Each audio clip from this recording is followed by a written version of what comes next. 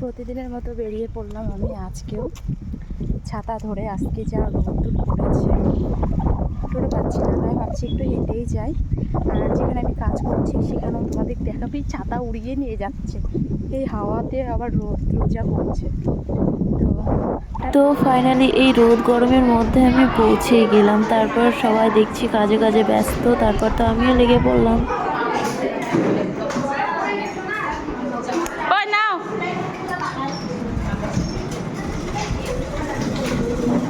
কি লজ্জা! ওই সুলাকে এদিকে তাকা, তাকা রে।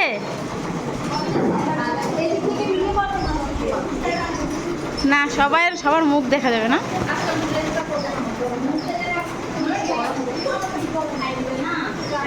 এই ববি কোথায় গেল?